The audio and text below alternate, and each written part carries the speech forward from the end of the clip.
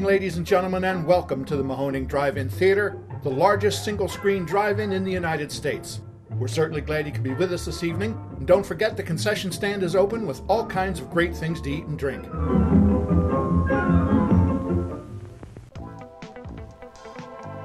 89.3 Mahoning Drive-In Radio, your old friend Virgil back once again for another exciting episode of the podcast. As you guys know, the only podcast dedicated to the love and revival of our beloved drive-in culture.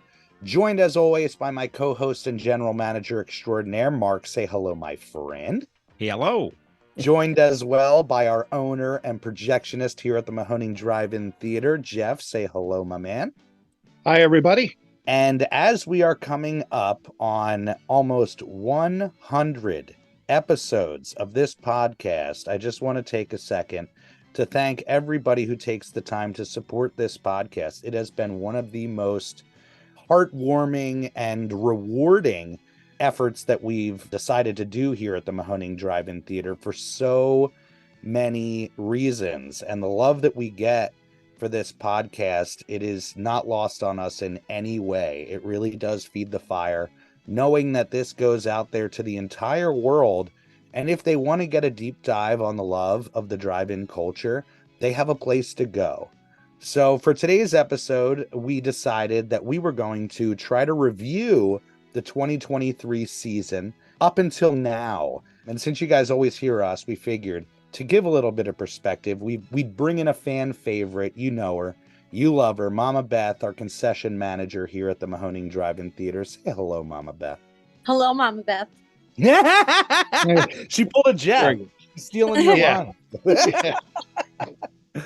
But we were talking about it before we started recording. We are about halfway through the 2023 season.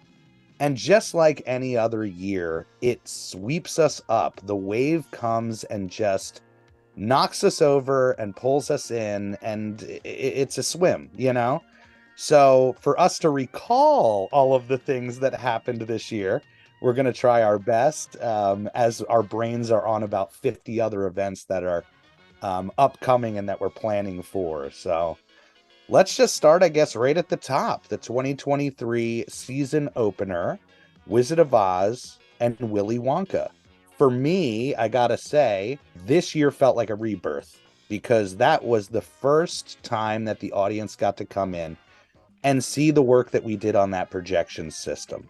And it's so fitting that when Dorothy opens up that door and the color changes from black and white to color, it's mind-bending. The picture here at the Mahoning, especially with the color, it's so rich, it pops. It was like watching those movies, which we've seen 9 years in a row opening our season with brand new eyes. So that was really special, and to get all the love, obviously, from everybody.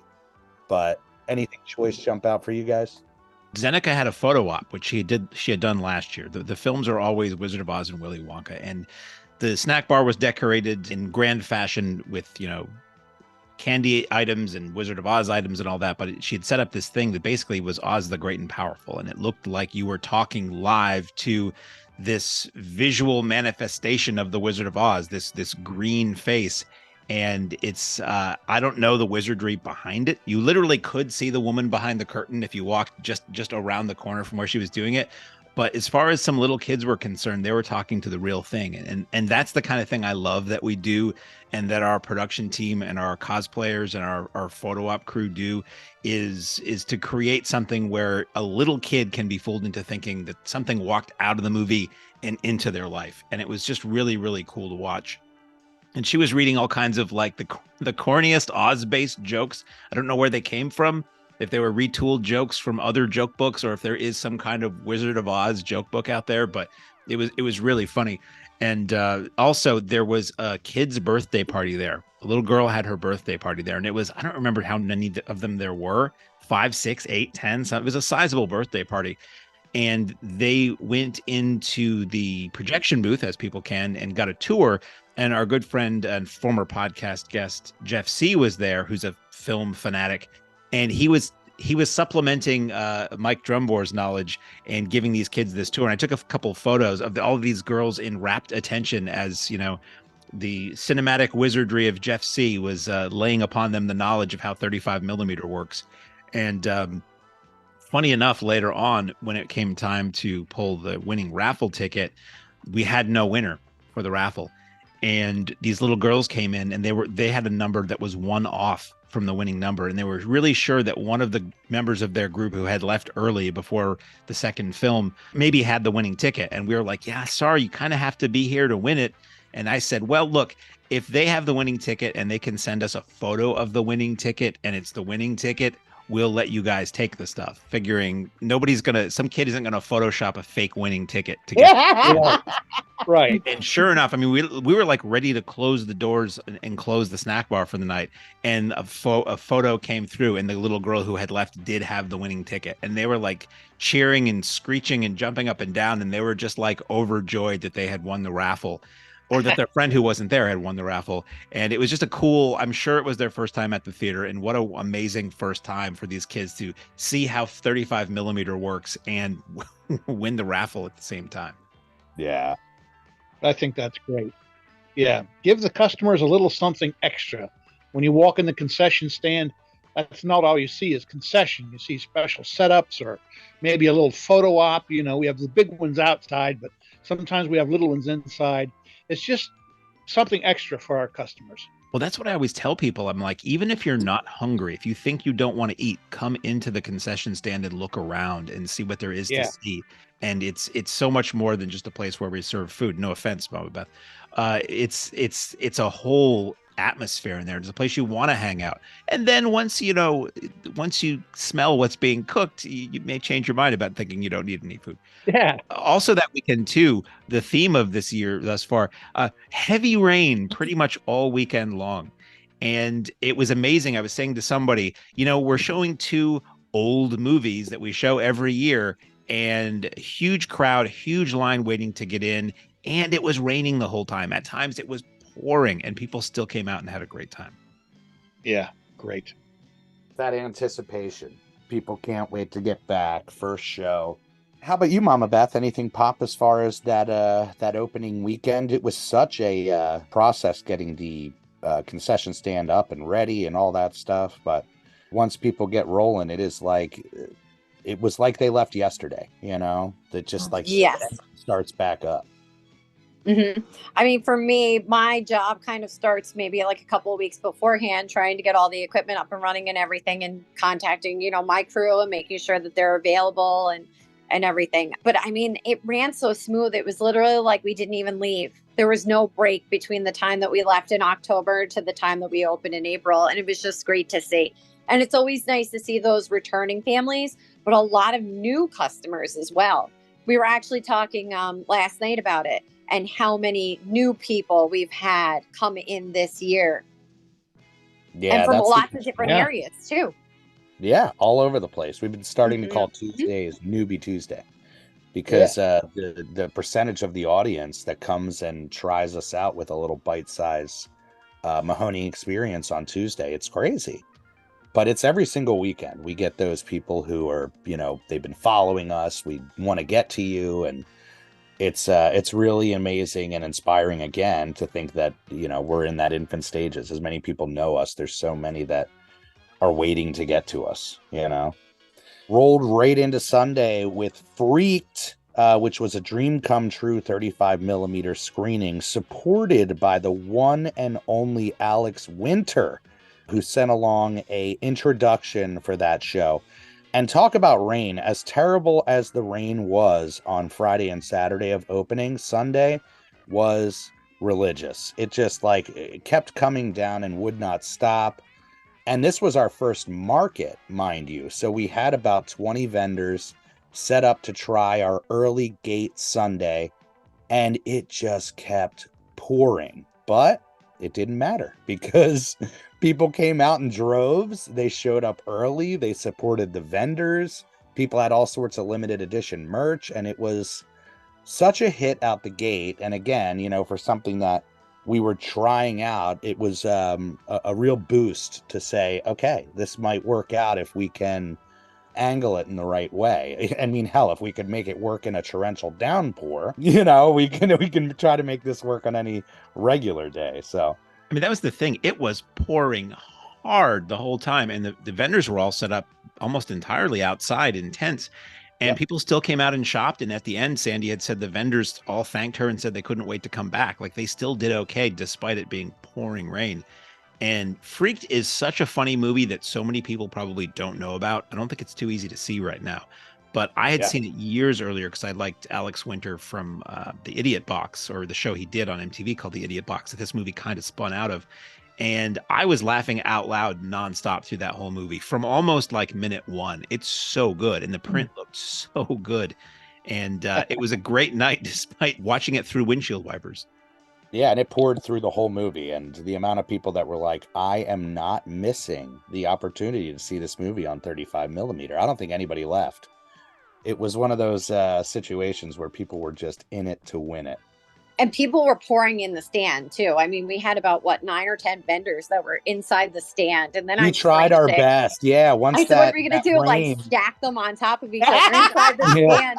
And I'm like trying to refill a condiment table, and you're like weaving out of these vendors and people trying to buy stuff, but it didn't stop anybody from coming, buying tickets at the gate, coming in and enjoying those vendors that were literally on top of each other, buying food in the stand. Like, everybody had such a great time.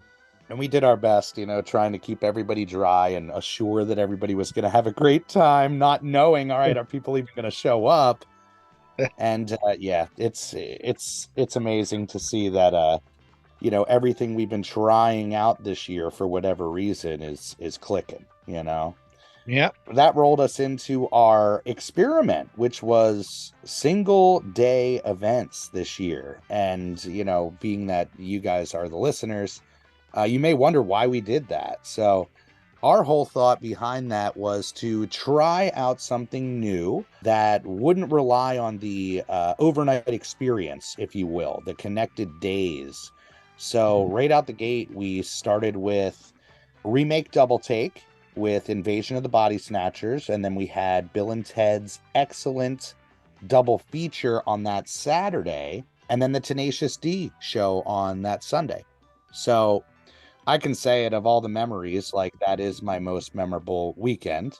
I proposed to Nancy on that weekend. For those that didn't see it, I covered some Tenacious D with my buddy Scotty Goddard, and surprised Nancy with the help of many of the crew members here, and popped the question, and she said yes. And and the thought behind that was like, we're going to start this year off in the best way possible. And, to have that work out was pretty incredible. And it was so magical to see you singing one of the filthiest songs I might have ever heard publicly to the unwitting object of your proposal, and have your children right there singing along. And it was I just thought it was perfect. In true, Verge fashion. Put that little theatrical twist on it, Yeah, it was a great time. But Remake Double Take. So this was one people have been asking for so long, Invasion of the Body Snatchers. And it was amazing. Like, we had the fandom come out. It was the first book club that we did. So we were able to launch that off in a deeper appreciation sense. And my memories from that weekend are deep, but that show went incredibly well and dry, if I'm not mistaken. And it was like Alex Winter week because he also supported our Bill and Ted show. He sent us an intro for that as well, which huge shout out to Mark for connecting the dots on that one. Sometimes you ask and they just say yes. And that's we've been getting very lucky this season with celebrity actor, writer, director intros. I find their contact info and tell them who we are and what we do and ask nicely.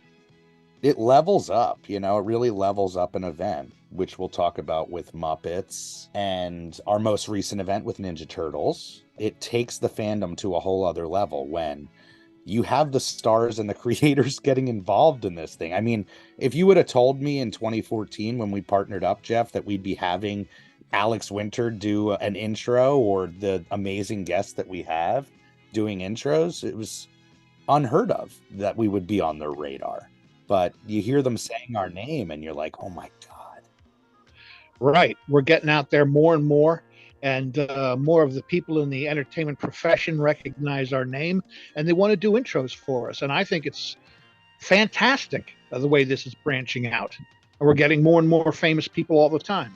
Or you see them sharing on the social medias as well, on the Twitter or on Instagram.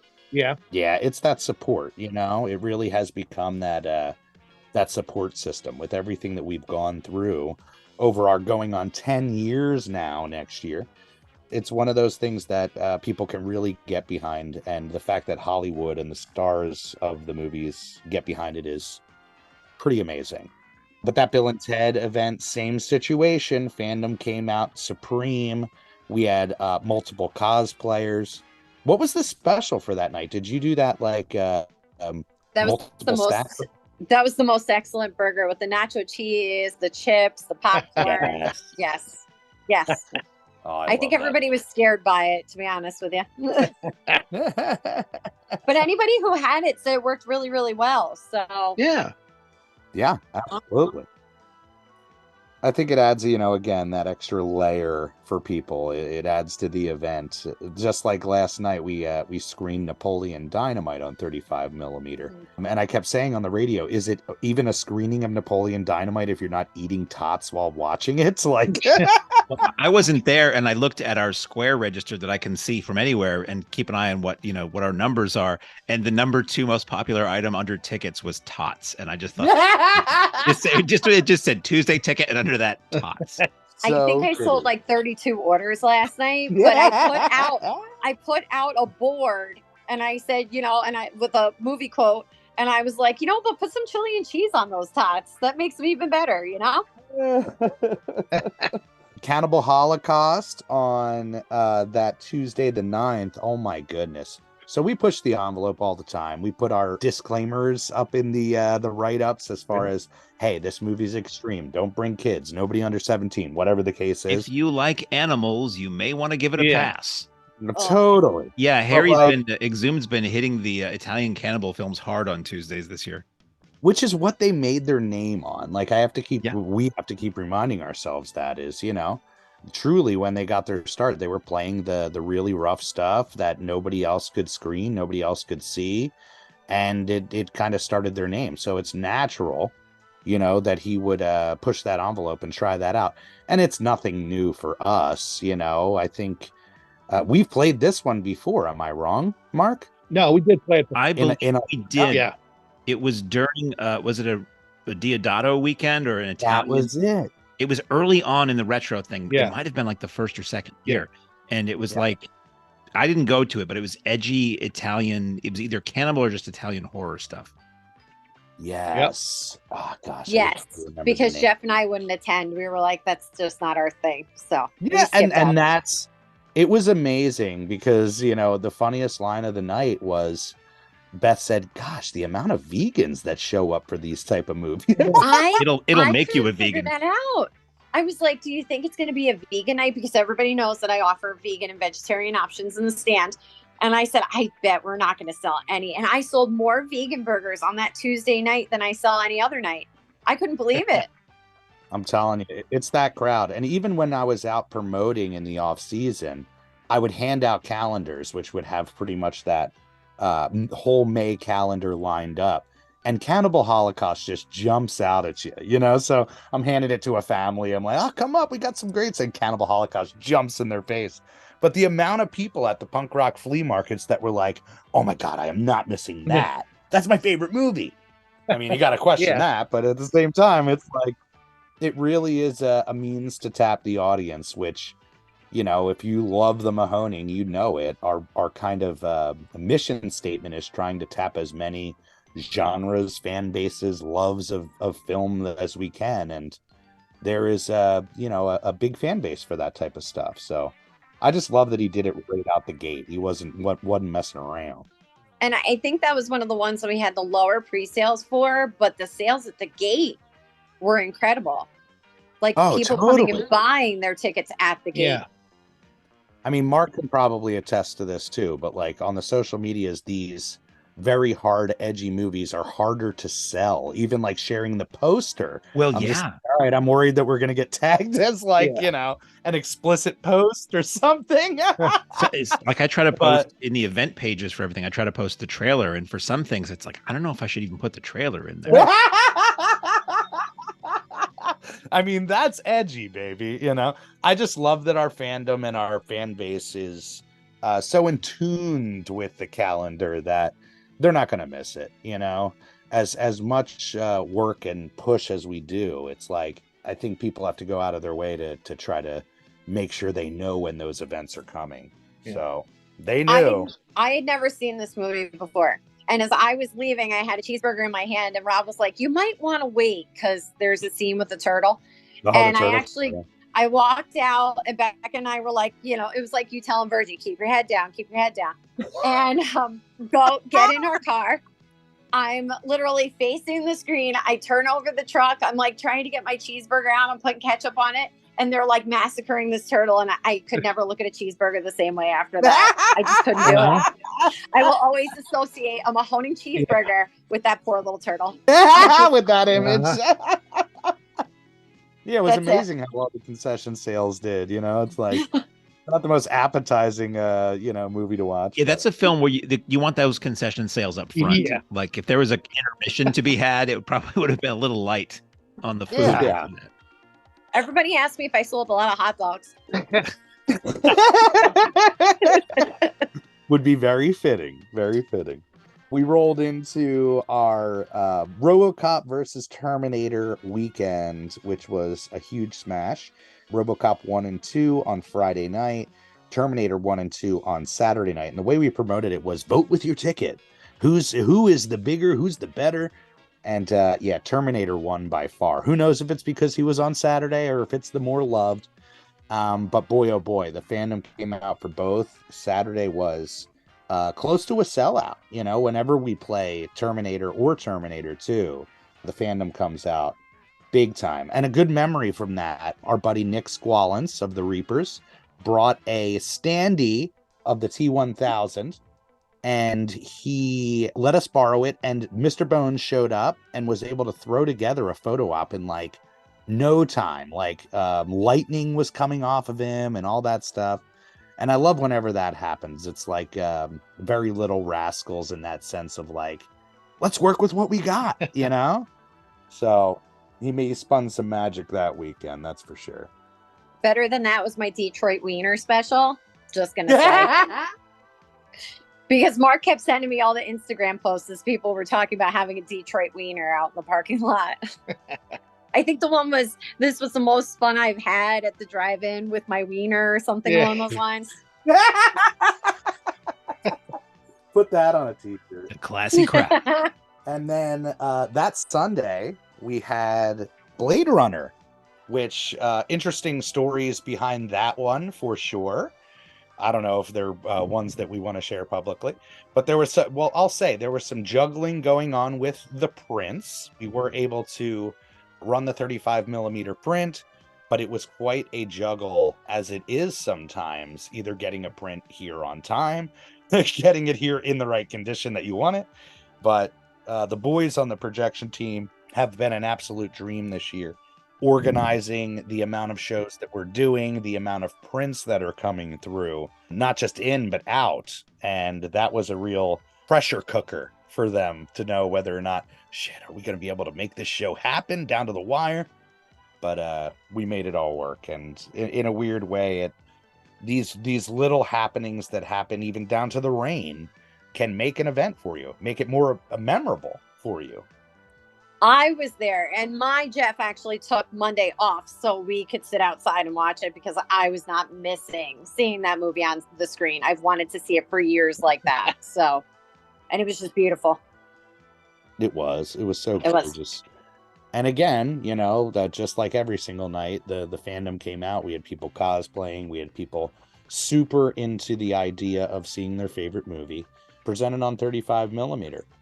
And it's in a weird way, Harry has really expanded what he does on Tuesdays this year, which, personally, I have appreciated. And I think the fan base as well has appreciated. We've had some really good turnouts for what you wouldn't expect Exhumed to program, as far as like comedies, some new age comedies. But it's really great to see that he's using the platform here to try some stuff out, just like we are every single year. But one that certainly could have been a Sunday essential for us, Straw Dogs on the 16th. That print was flawless. That movie is challenging, which we said in the promotions. Movies are meant to be seen. Movies are meant to be discussed.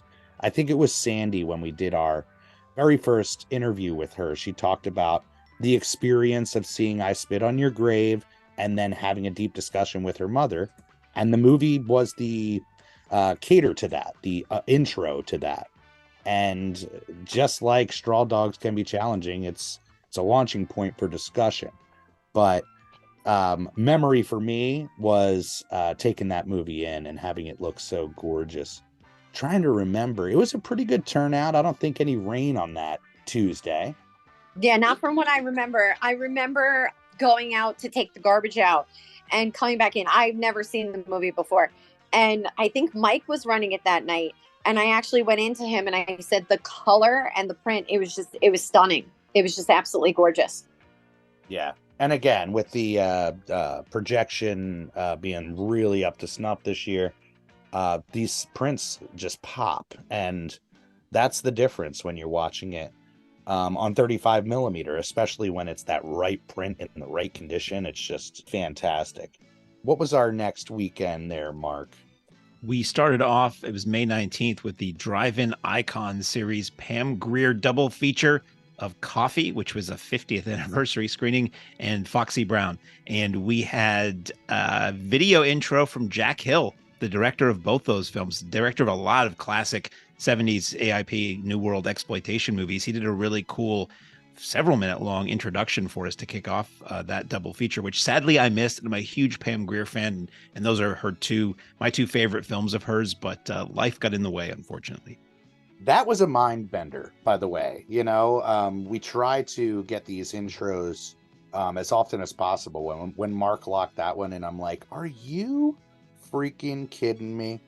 A legend, truly a legend, somebody who broke new ground. And it was really great to see him still loving on his work all these years later. What was after that on that Saturday? That Saturday was a little thing we like to call Muppets Take Mahoning. Holy moly. So that was an unbelievable show. And up to date, our biggest crowd of the year showed up for that Muppets show.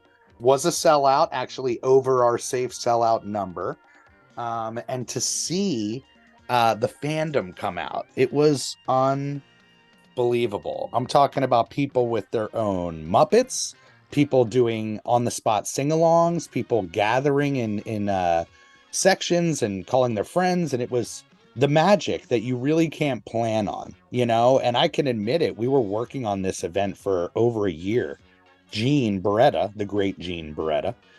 And it was one of those things where I'm like, I don't know if this is going to work over 2 days. At the time we were talking about bringing guests out over the intros, which we ultimately did, and the podcast angle that we ultimately did. Mm-hmm.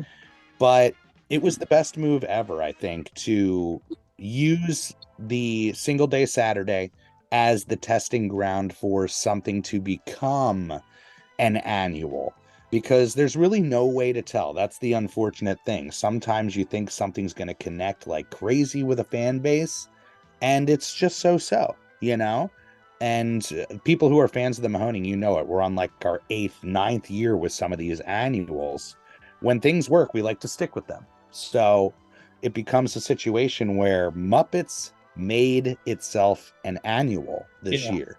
It showed its power. The fans showed its power. And, having the perfect partner and truly friend in Gene made that event. He truly made that event. As much, planning and magic as we put into it, he was able to line up, gosh, what did he have? Over 12 introductions from different people. We're talking, voices of your favorite characters in the Muppets and beyond, not just for the original Muppets, but for the new Muppets movie as well. So for those who don't know, we've talked about it. Gene is the brother of Bill Beretta, who is pretty much the head of Henson at this point. He's the director of all the movies, multiple voices, but right in there. And the timing was perfect with Muppets Mayhem, which just dropped on Disney Plus at the beginning of the year. So this event, in a weird way, was like a launching pad into Muppets Mayhem. And people loved it. People were going crazy. What were your guys' memories on Muppets? Well, one of my favorites is I was walking the lot and with a huge smile on my face, and I'm watching all these people with a puppet on their hand having conversations with other puppets. It was puppets talking to each other with people standing behind them. It was crazy. And somebody did like a giant Floyd, Floyd from the Electric Mayhem. That was like a giant Floyd head with a normal body. The costumes were incredible. And, during the Zoom Beretta Brothers vodcast, they called you in, or you were part of it. And then Brian Henson just shows up. Oh my gosh. How could I almost forget that? Yeah, so it's just mind bending when these things happen, but Gene and Bill, we were talking about it very early on, when we were first starting planning this event. And again, this was over a year before the event actually happened. And I was like, is there any chance we could get Brian to do an introduction, or get Henson behind it so we could say the Mahoning Drive-In Theater and the Henson Company present, and those guys pulled the wool over my eyes. I don't know. I mean, I guess Gene must have known, but Bill really set that up to reveal. And anybody who wants to watch my brain explode inside my head can watch that on the vodcast, which went out. It's hilarious. Like, I just take a step back with a huge gasp, like, what? Are you kidding me? But fantastic. I mean, again, who could have asked for better, or could it get any better when you're doing a fan Muppets event? Then have Brian Henson show up as a secret guest. That's mind-bending. And fans went nuts. And Gene led a sing-along on Rainbow Connection that was just one of the most glorious moments I've witnessed at the theater. Oh, tear to the eye. Like, absolutely. It reminds, there's so many times that it reminds us why we do this. And the community coming together and singing along, swaying back and forth. Like, where else can you get that love? Where else can you get that type of community love?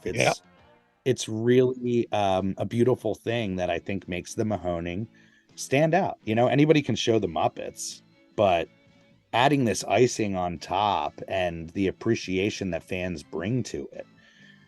Even with Turtles, it was really a situation where it's like, we set the stage for it to be a huge fan event, and the fans brought the fandom. It doesn't matter what we do. Like, they are coming with that fandom on their chest. They are dressing up. They are doing everything that they can to make this their fan experience.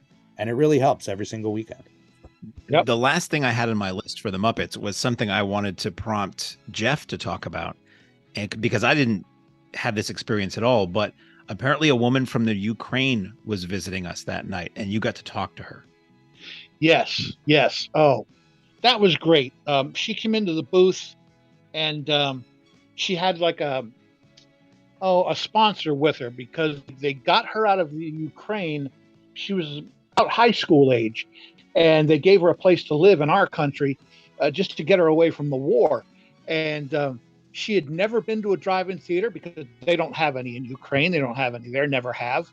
And so she was just bowled away and had no idea who the Muppets were, no idea whatsoever. So this was all brand new to her, not only the Muppets, but the location, the drive-in, and she was having a blast. She was just having a great time and couldn't believe that something like this, where you drive cars in and point them at a screen and you watch a movie on a huge screen, she just never couldn't believe that something like that existed. So it was a real treat having her in there and showing her the projectors. It's stuff that she had never seen before her entire life. And she was a high school student. It was incredible. Another element of that night that just like made it unforgettable. Yeah, exactly. Anything stand out for you, Mamba? Well, Gene had reached out to us, and he actually came up with the special for that night, which was the Manama Nachos. Oh, yes. And he put together that big, beautiful board for me that's now on the door in the concession stand. And I think it's amazing that people still walk by and they're like, look, that was the special for the Muppets. Yeah. I mean, I thought it was funny as people were walking through the stand and they had their puppets and whatever else. My crew was like looking at each other like, these people are crazy. Like, what's wrong with these people? Well, being crazy helps. As people are coming up, like customers are coming up and they're like, oh, this is my Muppet, so-and-so. And they're like trying to talk to them. And they're all looking like, these people need to be only talk to the Muppet. Don't talk to me. The Muppet would like some Manama Nachos. Yes. Yeah, but Gene is fantastic. It's always great to see him. It's always great to see his son. Yeah, and that was a fantastic special. Yeah, and such a supporter, and like I said, friend. Like, you know, I've had this guy over for dinner. You know, his son is great friends with myself, and he loves Virgil. He's a fantastic guy all around. Rolling into Sunday, our first Sunday essential, Badlands on 35mm. Terrence Malick finally, and we had an okay crowd. The weather was great, but very much reminded me of that Night of the Hunter crowd, where the people that were there were so appreciative that we were playing this movie. One of my favorite movies, and I got to lay in that hammock and experience it wash over me. The next Tunnel Vision Tuesday, if I remember correctly, was Bird with the Crystal Plumage, the very first film of Dario Argento. And we had a lot of people on the lot who had never experienced that movie. And if you haven't seen it, it delivers. It really does. And is the early showings of a maestro. Great turnout for that one. Trying to think.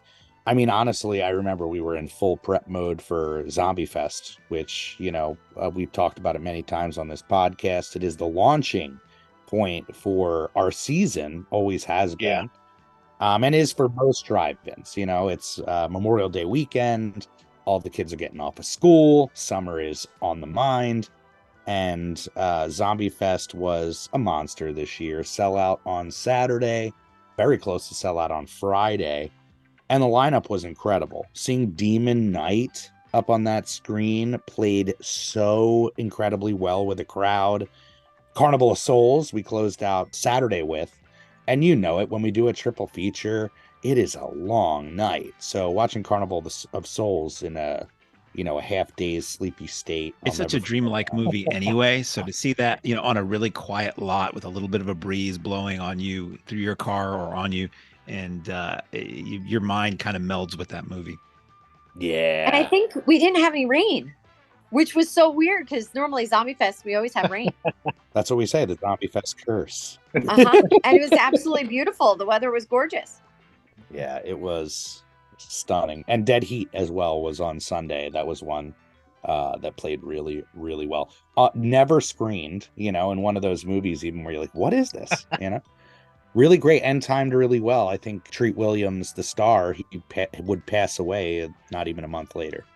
The Friday of Werewolf Weekend, we were set to play Teen Wolf and Silver Bullet, and we were down without power, which this doesn't happen often. We'll get power flicker, you know, power will go down for a little bit and come back on, but it was down for hours, literally hours, to the point where 6 o'clock came. And, you know, we still didn't have power. And our thought process behind it, certainly Jeff's thought process behind it, is it's got to turn on by showtime. I would think, we'll be fine if it turns on by showtime. So we had people come up. We set the stage for a big fan event. And 9 o'clock rolls around, or whenever showtime was, and we still didn't have power. Right. And I think we held out for even an extra hour beyond that. We might have went until like 10-ish. Went to 10 o'clock before we canceled. Yeah, and then we kind of I'll never forget. Mark was going around with the bullhorn because we had no way to get on the radio. Right. and telling people, we will honor your tickets tomorrow. If anybody wants to stay, we're going to do a reading by the photo op, which was one of the most beautiful moments of the year. Louis, one of our newest volunteers here for the merch stand, is such a believer in what we do and such a lover of what we do and fan. He really saved that show. What he did was he broke out the book that Silver Bullet is based on, and he read it cover to cover in the darkness with headlights pointing at him, and saved that show. People stuck around. People appreciate it. It took hours, but that was a real eye-opener to say, oh my goodness, we were still able to keep fans happy with literally no power and no movies. Right. And then what projection team offered was, let's make Saturday night a quadruple feature and show the films we couldn't show on Friday. Right. Show those second. It was after the stated double feature for Saturday. For anybody who could make it, they would still get all those movies. And for anybody who was just going to come on Saturday, they got 4 movies for the price of 2. Yep. And it was a marathon. It was a marathon. It was. It worked out well. And that's the thing. I mean, we talk about it all the time. Sometimes the stress comes through on the podcast, but it's like you never know what you're going to get running a business. That's kind of the situation that you've gotten yourself into, is any single night, anything can happen. And how you react, how you pivot, how you continue on really makes all of the difference, And in that case, it was just so amazing to see not just the fans rally together, but the crew rally together. Yeah. We got so many messages from people saying how great a time they had on Friday night, and they literally did not get what they paid for. They came out to watch the movies. They were sitting there in the dark and hanging out and sort of were all in this together kind of thing. And they got Louis reading Cycle of the Werewolf on this fantastic set the production team had put together. JT had rented from Frazetta's this giant 7-foot werewolf, and he and Bones put up a backdrop and lit it. And it was just this really cool atmosphere, lit Corman style with a couple of car headlights. And people still told us how great a time they had. And I was like apologizing. They're like, "Oh no, it's not your fault. We had a blast." Okay. And then that Sunday, our second market of the year, with the Retro Toy Show featuring Pee-wee's Big Adventure. This was one that caught us by storm. We had a feeling that this was going to do well with the pre-sales, but it gave us our biggest drive-ups of the season. People came out in droves, like literally with their grandmothers and their kids all the way down the line to come and see Pee-wee on that big screen. We had the amazing screen-accurate replica bike, and it was incredible to see people lose their mind, get great photos. The big memory of the night was the multiple Pee-wees. We didn't have one, we didn't have two. We had like 8 different Pee-wees show up on the lot, young and old, boys and girls all over the place. And it was just amazing to see, again, an experiment work. Big Kid Toy Store, who put on that show with us, connected the dots with some great vendors. They are brought the absolute heat when it comes to the vintage toys, just what people would want at a vintage toy show. And Big Kid has been back for multiple shows since and really make an event when it comes to, the toy aspect of any fandom. Turtles, for instance, which we just got through last weekend, was incredible. They had a whole setup, 2 tables full of classic nostalgic Turtles. Old, new, all of it. So that was one I'll never forget. That weekend, or that night, also introduced us to a young 11-year-old genius named Clark. Oh, yeah. Holy Jesus, Clark. So Yes. he showed up, I think wearing a Hawaiian shirt, as he often does, and he knows his stuff. So he came into the projection booth very quiet and was talking to us, and he had double feature suggestions, and they were on the money. Yeah. And he knows old, well, to him, certainly old movies, to us, older movies, and has come back several times, but it's just super fun to talk to. And we were joking that, he's eyeing Virgil's job. Like, he was ready to program the next season of the theater. So it was cool meeting him, and it's always fun when he comes back. I was standing in the projection room, and he was giving you the John Waters movies you should play for John Waters weekend. I was like, what? Yeah. It was mind-bending. Literally the coolest 11-year-old and most movie knowledgeable 11-year-old I've ever met in my entire life. And of course, he gravitates to the Mahoning Drive-In Theater. Yeah. But this kid has become a true friend. Like, it's weird to say that, that we're friends with an 11-year-old. But his mother is an absolute dream, supports his love of film like I've never seen a mother do. It's inspiring. And you can tell, like, this kid is going to be something when he grows up, like something in the film industry. He's so in love with it already. And there's several kids who come and are regulars at the Mahoning.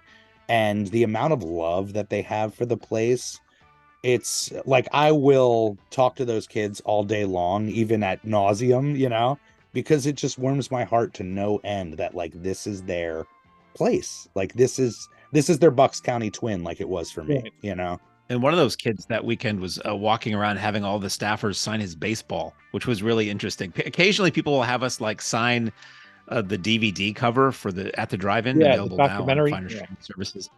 The documentary but a baseball, it was just kind of cool. Yeah. Love those kids for sure. The next generation, they keep asking me, like, at what age can we go pump the butter? I was like, go talk to Mama Beth. And then that Tuesday, Tunnel Vision Tuesday, Texas Chainsaw Massacre. So this is a great story. So the Canada fires brought a smoke throughout the entire East Coast and I guess beyond. But it was such a strange thing to wake up one morning and just like, it almost looked like Night of the Comet, the way that sepia tone kind of color comes through. It was the weirdest thing. And that night they actually put a warning out about the air quality. And we decided, hey, let's run. Oh, no, it was the Wednesday they put out the air quality warning after that screening. But watching Texas Chainsaw Massacre with a kind of orange sky, Texas dust sky, it was, one of those things, again, you couldn't plan if you wanted to. Another touch of magic. And again, print looked awesome. Movie plays like a dream. People love that movie. So that was a fantastic one. Well, and that happened. We had got messages, people saying, are you still doing a show with the air quality situation? And it's just like, rain or shine. Yep, exactly. As long as you can see the image, it's up to you whether you want to breathe or not. Yeah, exactly. And then we got into an interesting weekend with Freaky Friday, Cusack Attack, and The Room. So pretty much what had happened was the projectors had gone down because of a lightning strike. We were able to get them up and running. And then all of a sudden, when we went to strike on that Friday, they wouldn't strike. Like, they would not strike for the life of us. That's when we started having all the voltage problems. Yeah. Yeah, if they get too much voltage, they shut down as a protection. And there's no way you can get them to work. Yeah.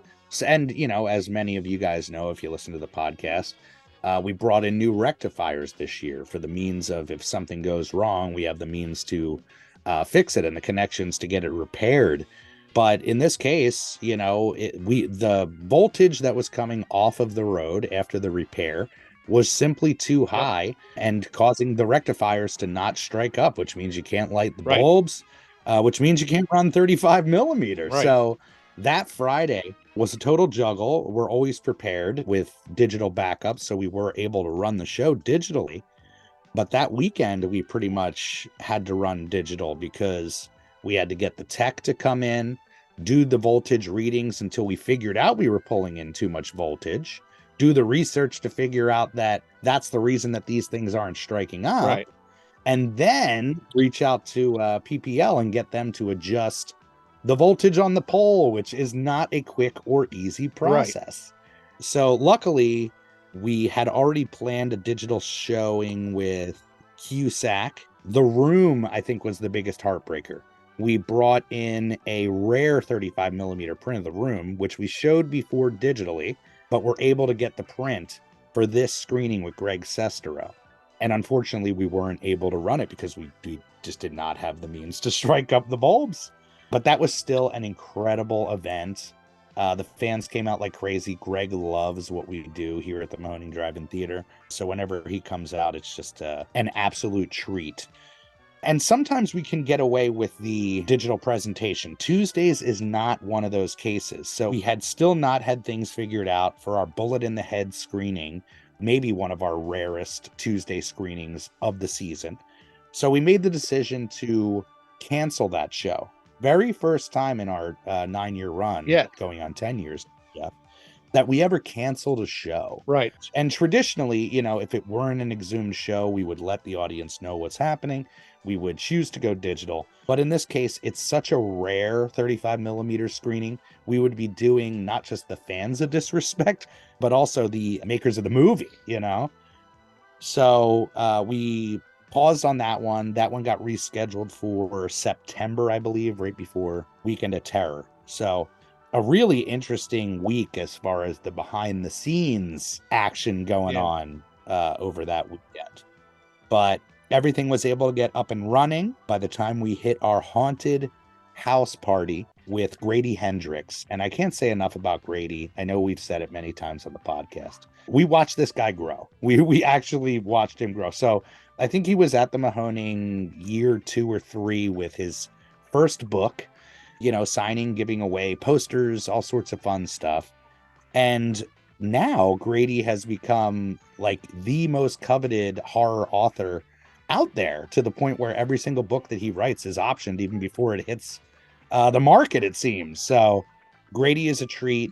He hung out until like 2 a.m. signing with everybody. If my memory serves, rain? It was. And his line zigzagged inside the stand. Oh, right. We did our best, man. That was crazy, yes. And his at a certain line was point, longer than mine. Oh, yeah, it was nuts. I mean, everybody was in that line waiting to sign, because Grady doesn't charge for autographs or photos. And like, if you want attention at a table, don't charge for autographs and photos. Every single person that came on that lot was going through and meeting Grady and getting their FaceTime with Grady. The hardest point was when he had to do his show portion of the night, about a half-hour presentation on the screen.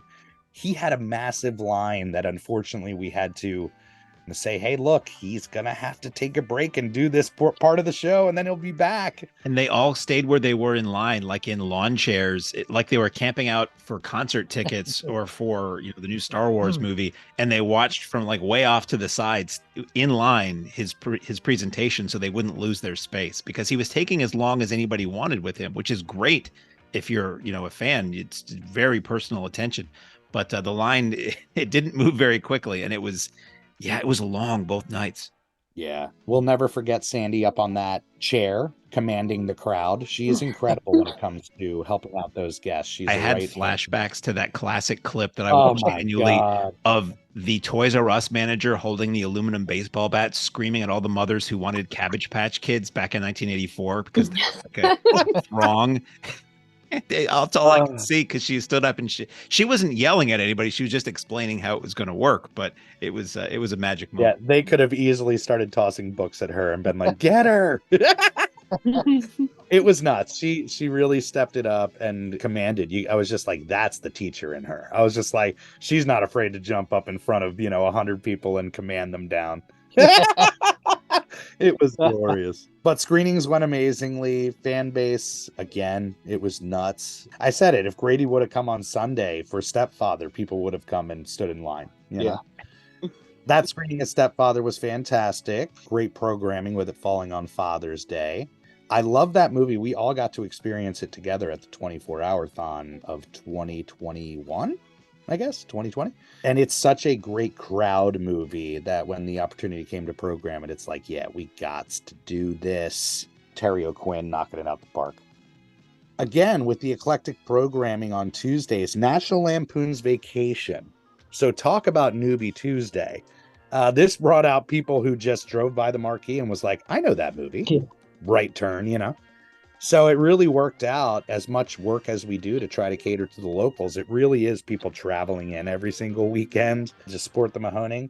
It's really nice when we can connect with the local fan base, and they came out for National Lampoon's Vacation in a big way.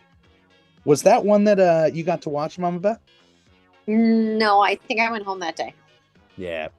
Yeah, Tuesdays are tough. Literally, Mama Beth has to get here at like 10 o'clock in the morning, start receiving orders. And depending on the crowd, you'll stay. Like last night, I joked as I was shutting down the digital projector, I was like, Mama Beth's going on hour 17, just so you guys know.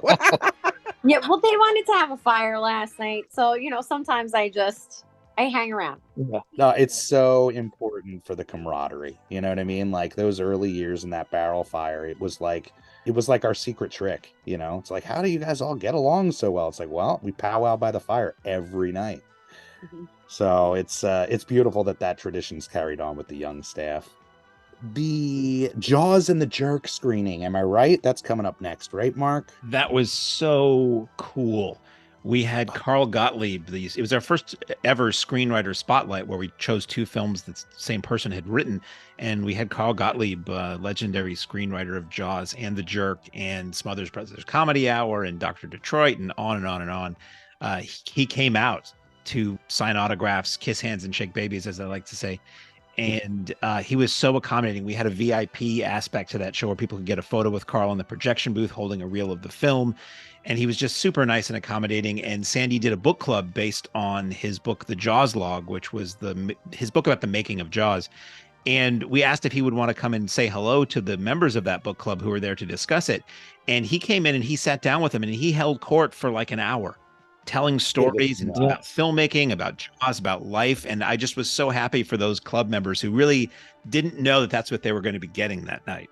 Yeah.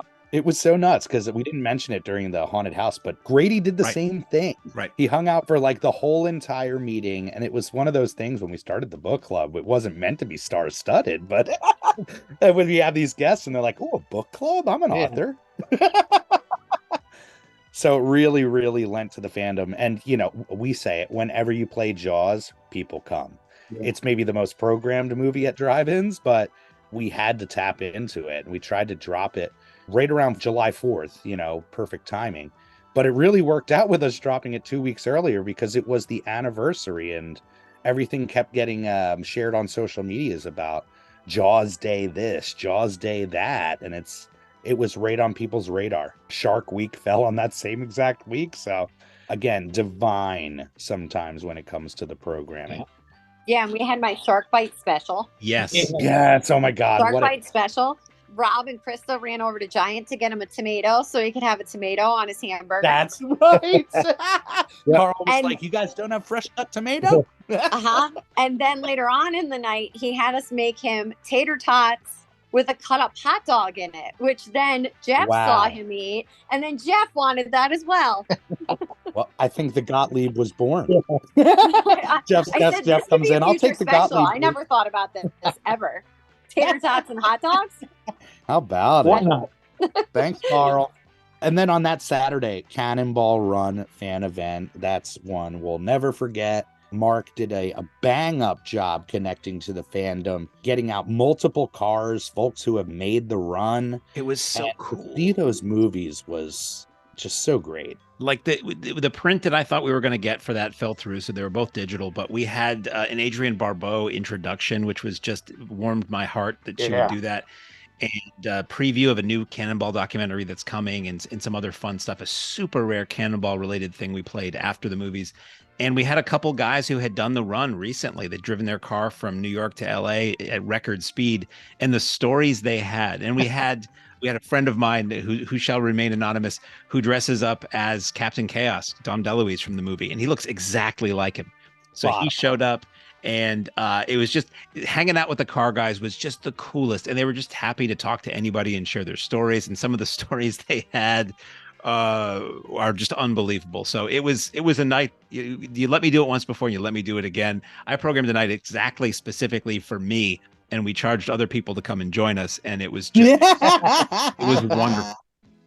Well, you know what I love is, your organization, your attention to detail, your willingness and wanting for the event to go as smoothly as possible, not just for your crew, but for the people involved, the fans, all that.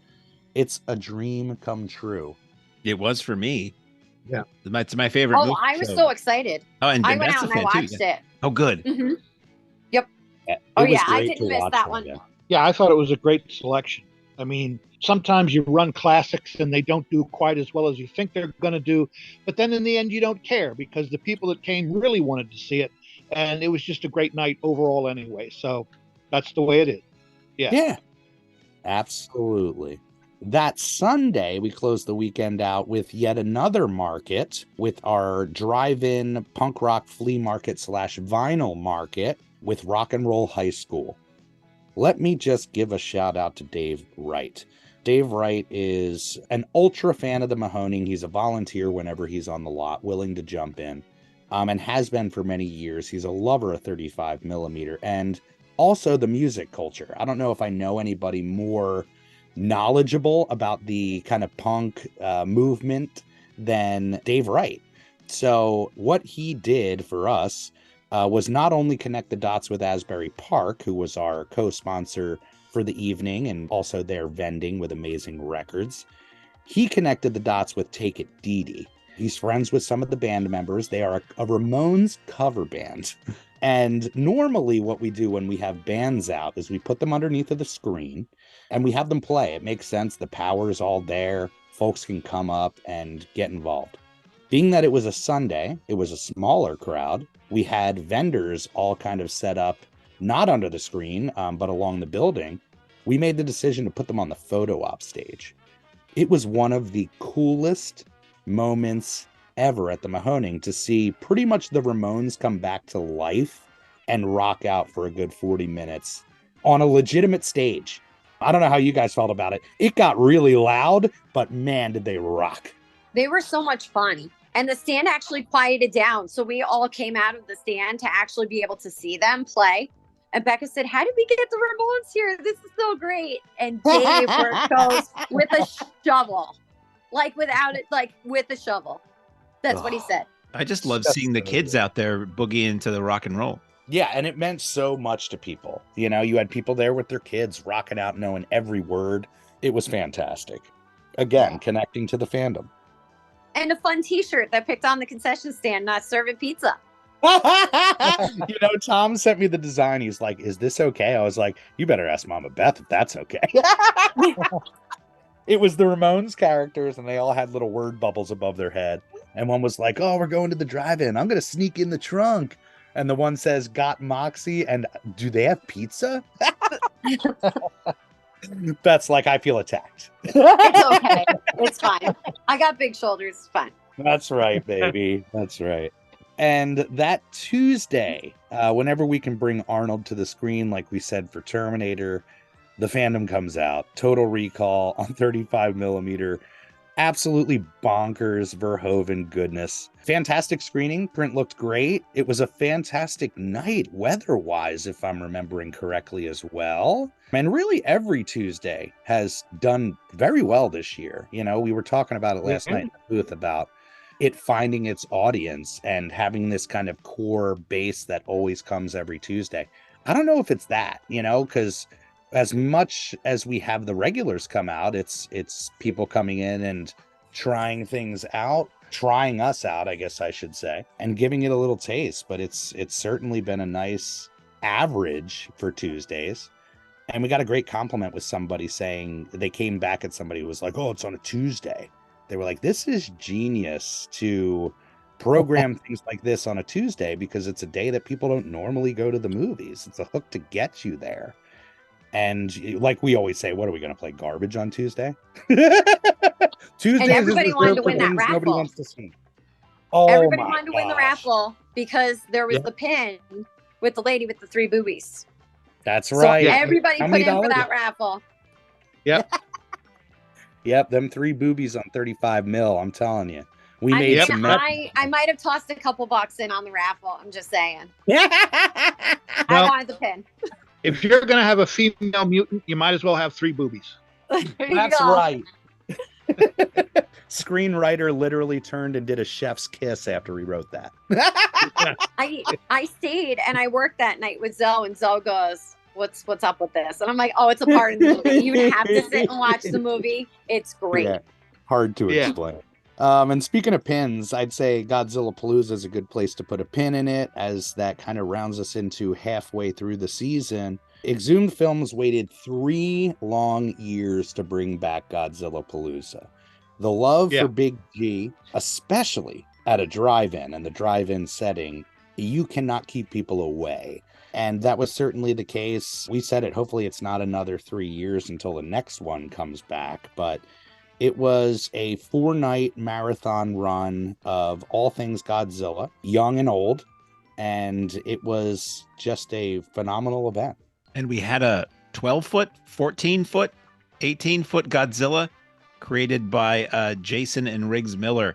This giant Godzilla that was created that had a mouth that lit up, and it would make the Godzilla roar if you pushed a button, and smoke would come out of its mouth. And it was just this amazing jaw-dropping photo op off to the side of the screen that we had all that weekend. And since then, I made a Dogzilla, and I sold 131 of those specials. I think that's my biggest special to date, was that hot dog that I made for Godzilla. Dogzilla is genius, you know. And your specials, you've done such an amazing job with these specials, and even more so, we stepped it up with sharing them on the socials this year. And your specials and food get shared to all sorts of food sites. It's just like a lot of things here, the icing on the cake, it does wonders to spread the word of what we're doing. You know, it connects to an audience that, you know, we probably wouldn't be able to tap into with just promoting movies. Jeff, any memories from Godzilla? No, just being in the projection booth and seeing the different reels fly by, just classic stuff. I mean, like you said, years ago when we did it, it was great. This was, you know, even better, I believe. And I'm sure when we do it again, it's going to be even better. But Godzilla just brings the people in. And it was just a treat sitting in the booth and listening to the people outside and listening to the projectors roar. And it was just a great night. Just great. Great couple of nights. Yeah. And it's just so great to be back. As much as the wave has sucked us up, quote unquote, it is a dream every single day being here and welcoming fans into our house to love on what we all love and what we all appreciate. And getting the love back means the absolute world to us. We have the greatest fans in the world, to the point where they bring us Christmas cards for Christmas in July. They bake us cookies. It is, it's beyond love. And, you know, don't think any of that is lost. It truly fuels our fire every single day. So thank you guys so much for taking the Mahoning into your hearts, as always. Looking forward to the second half of the season, and we'll be back. Hopefully we can get Mama Beth back for the second half, because we got VHS Fest, we got Trauma. Oh my God, that could be a whole podcast in itself. I know she has a choice Trauma story. Yeah, we all do. Mine's not that bad, but But on that note, Jeff, take it away, my friend. Ladies and gentlemen, thanks again for coming out tonight to the Mahoning Drive-In Theater. We hope you'll come back and see us again real soon. The exit is on the right-hand side of the screen at the front of the field, and most importantly, have a very safe trip home. Good night, and God bless you.